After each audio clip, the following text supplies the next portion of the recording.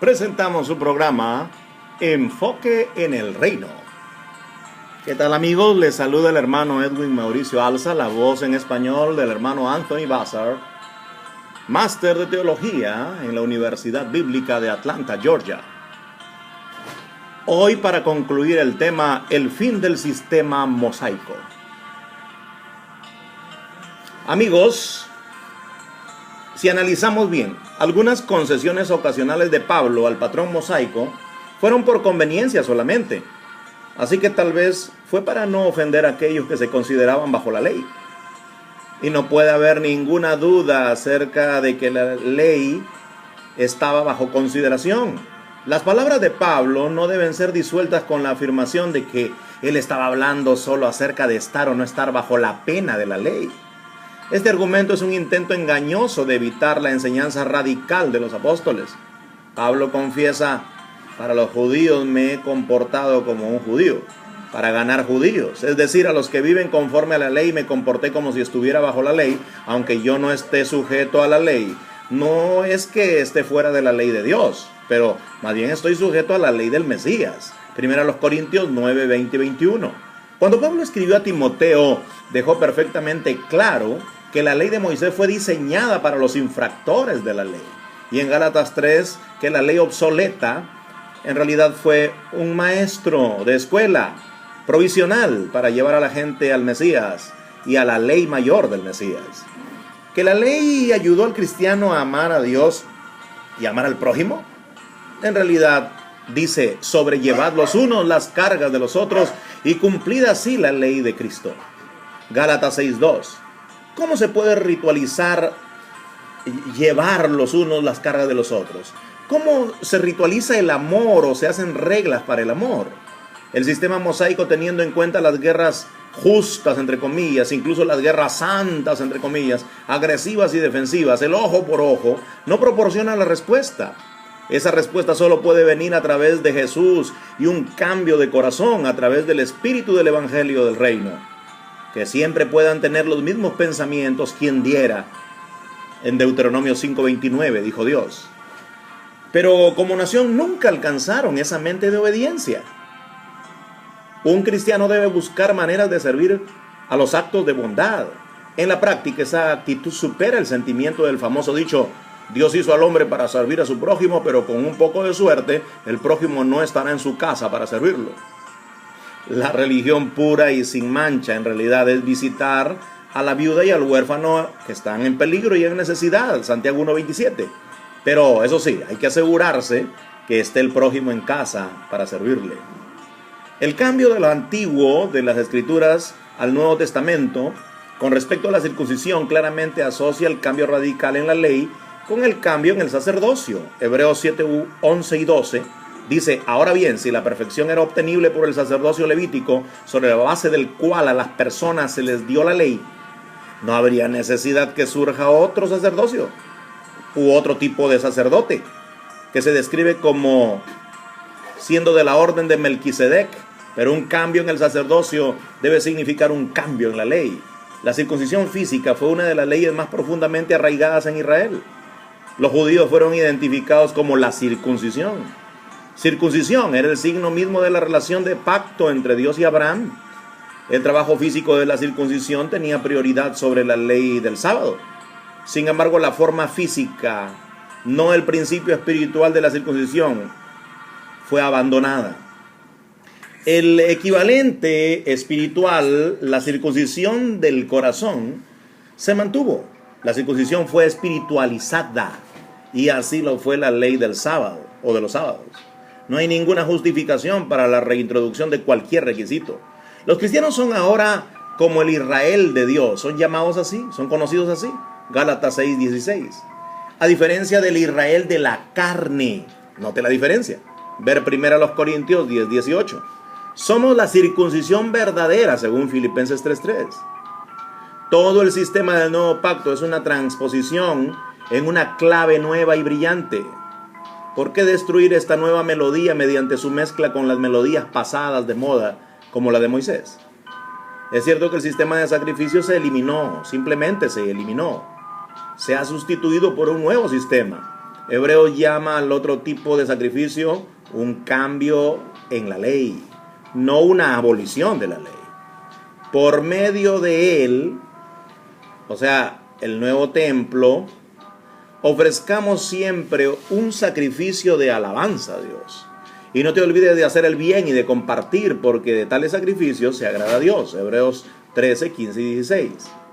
¿A alguien le parece que esto debe ir acompañado con la muerte física de una tórtola? No, ¿verdad? Pablo dejó claro a la iglesia de Galacia que Dios envió a su hijo nacido de mujer, nacido bajo la ley, para comprar la libertad de los que estaban bajo la ley, para que podamos alcanzar la condición de hijos. Gálatas 4, 4 y 5. Luego pasó a reprocharles cómo se puede dar marcha atrás a los espíritus débiles, elementales y en bancarrota de este mundo. ¿Por qué piensa usted entrar al servicio de esas cosas de nuevo? Guardan días, meses, tiempos y guardan años. Versículos 9 y 10. Pero Pablo todavía en este lugar, en esta parte, no ha terminado con su punto. Una mayor interacción con el sistema mosaico es necesaria. Decid ahora, los que están tan ansiosos por estar bajo la ley, ¿no quieren escuchar lo que dice la ley? El Sinaí, donde se aplicó la ley, incluyendo los 10 mandamientos, como base del pacto, representa la Jerusalén de hoy en día. Ella y sus hijos están en esclavitud. Versículos del 21 al 25. La esclavitud es la palabra por la que el antiguo pacto es marcado, contrastado con la verdad del evangelio del reino de Dios, como Jesús lo predicó, lo que nos permite ser libres. Juan 8:32. Saber la verdad, el evangelio como Jesús lo predicó, es la clave de la libertad. El escritor de Hebreos también ve las limitaciones del sistema mosaico antiguo dado en el Sinaí. Dice, no es al fuego tangible, ardiente del Sinaí que te has acercado, con su oscuridad y el torbellino. No, tú has venido al monte Sión, la ciudad del Dios vivo, la Jerusalén celestial, o sea, la Jerusalén del futuro, donde Jesús reinará. Y a Jesús, el mediador de un nuevo pacto. Hebreos 12, 18 al 24. Cuando uno ha estado sumido en el código dado a Moisés para la nación de Israel, es muy difícil no querer subir esa escalera como un recordatorio mensurable del éxito de nuestras propias obras.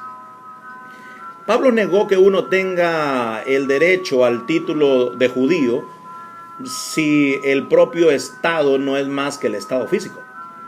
El judío real, dijo él, es aquel que lo es interiormente, y la circuncisión es la circuncisión del corazón, no la literal. Romanos 2:29. Él le dice a la iglesia de Colosas, porque habéis sido sepultados con Jesús en el bautismo, y por el bautismo fuisteis también resucitados a la vida con él, mediante la fe en el poder activo de Dios, y a pesar de estar muertos a causa de los pecados, Él los ha traído a la vida juntamente con Jesús. Se ha cancelado el acta contra nosotros con sus exigencias legales, no sanciones legales, exigencias legales, quitándola de en medio y clavándola en la cruz. No dejen que nadie, por lo tanto, os juzgue por lo que comen o lo que beben, o por la observancia de fiesta, luna nueva o día sábado. Estas no son más que una sombra de lo que iba a venir, pero la realidad es el Mesías. Colosenses 2, 12 al 17. Para Pablo, los 3 tipos de observancia están de pie o caen juntos. Si se insiste en mantener el sábado semanal, a continuación hay que guardar los días santos y también las lunas nuevas, porque son igualmente vinculantes. Para Pablo todo el sistema es una sombra simplemente. Sería arbitrario mantener una o 2 formas de celebración y no la tercera.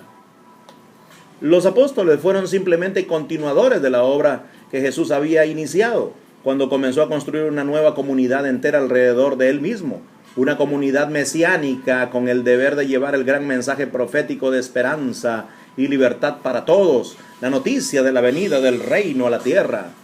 Venid a mí los que estáis trabajados y cuya carga es pesada, y yo os haré descansar. Lleven mi yugo sobre ustedes y aprendan de mí. O sea, entiéndase, el evangelio y la ley del Mesías. Y hallaréis descanso para vuestras almas, porque mi yugo es fácil de llevar y mi carga es ligera. Mateo 11, 29 y 30. Esto nunca se puede decir de la ley de Moisés. ¿La carga ligera? No es la ley de Moisés, definitivamente. Tomando la buena nueva del evangelio del reino, el resto del mundo no se rige por los dictados del Sinaí. Sin embargo, algunos hasta nuestros días, todo por su conciencia, todavía quieren insistir que el sábado, los días santos, la luna nueva, las leyes alimentarias son prácticas hermosas que deben mantenerse y cumplirse por todos, que todos deben guardarlas. Este código de Moisés, brillante en su tiempo, apropiado para la nación de Israel, sería una carga intolerable e incompatible con la luz prometida por Jesús. ¿Podría la mayoría celebrar un día sábado o las lunas nuevas? Debemos admirar la gran misericordia de Dios proporcionada a través de su Hijo cuando autorizó la esperanza del evangelio del reino de Dios para el mundo entero. Los que podrían estar preocupados de que la vida sin Sinaí sería un libertinaje y que ahora todos estarían en libertad para matar, cometer adulterio, robar, codiciar y abandonar a nuestros padres, se les debe asegurar por la ley del Mesías, de Jesús. Parece obvio, pero hay que repetirlo, que la ley del amor hacia el prójimo impide cualquier tipo de mal comportamiento. Así lo dijo el Señor Jesús en su nueva instrucción, el Sermón del Monte. Aquellos que se sienten amenazados si los cristianos del nuevo pacto son liberados de la obligación de un séptimo día, de una puesta del sol hasta otra puesta del sol, deberían encontrar Hebreos 4:4 en adelante, esclarecedor. La Escritura dice en algún lugar sobre el séptimo día, así: Dios descansó de toda su obra. Note, Dios, Padre, no el Mesías, fue el ejecutivo activo de la creación. Y en el pasaje anterior se lee: el séptimo día jamás entrarán en mi reposo. Esto implica que hay pocos de verdad que van a entrar en él, y que los primeros que escucharon la buena nueva no pudieron entrar por incredulidad. No fue una cuestión de dejar de trabajar el viernes y la puesta del sol, sino un fracaso en abrazar el espíritu y la mente del Mesías, entrando así en un descanso sabático que le espera al pueblo de Dios. Todo el que entra en el reposo de Dios reposa de sus obras como Dios reposó de las suyas. Versos 9 y 10. Ese tipo de descanso se aplica todos los días de la semana. Josué guió a los hijos de Israel a la tierra prometida. Se le dio una ley nacional propia a Israel. A pesar de la rigurosa observancia del sábado, la tumultuosa historia de Israel lo llevó al borde de una nueva era triste, el exilio, lejos del reposo que Dios había diseñado para ella. En el tiempo de Jeremías, la confianza en el mantra repetido que el templo podría salvarlos, mostró hasta qué punto sus corazones fueron removidos de la verdadera fe. Así ha dicho Jehová de los ejércitos: mejoren su proceder y sus obras. No confíen en las palabras engañosas diciendo: este lugar es templo del Señor, el templo del Señor. Este lema suyo es una mentira, no confíen en él. Jeremías 7, 3 y 4. Israel, sin embargo, sigue siendo la nación diseñada por Dios para escuchar un mensaje que salva vidas. Implica un enfoque completamente nuevo. Su tan esperado Mesías llegó con un evangelio del reino, un mensaje que debía abarcar también a las naciones del mundo. Mateo 24:14.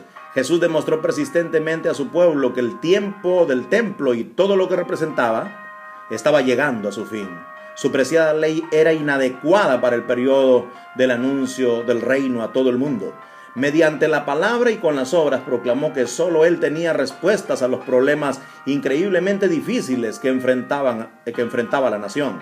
Pedro defendió esta doctrina al declarar que no había otro nombre, es decir, otro sistema de fe dado debajo del cielo por el cual las personas de cada nación debían ser salvas.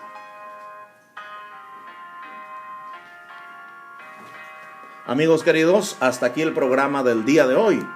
Nos volveremos a encontrar siempre enfocados en el reino de Dios.